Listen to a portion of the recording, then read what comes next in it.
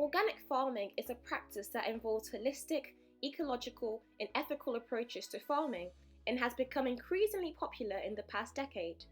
In this video, I'll be focusing on one of the most important aspects of organic farming, composting. Composting is a means to enrich the soil, recycle kitchen and yard waste, and best of all, a great way to reduce methane emissions, a greenhouse gas that contributes to climate change. Composting removes over 99.6% of carbon-containing compounds in the air. 2017 alone, as seen in this chart from the EPA, the US generated roughly about 270 million tons of compost, with paper and paperboard accounting for 46.9% of the materials that made up compost piles. With our facts, let's jump into how we can create compost. To create compost, organic materials such as twigs, green leaves, dead leaves, and kitchen waste, moisture from rain or just frequent watering, oxygen and bacteria are needed.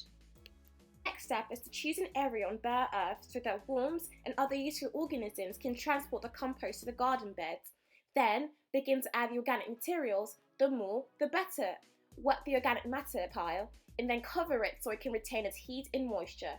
For the final step, the compost pile should be turned to add oxygen and catalyze the composting process. Thank you for watching this video.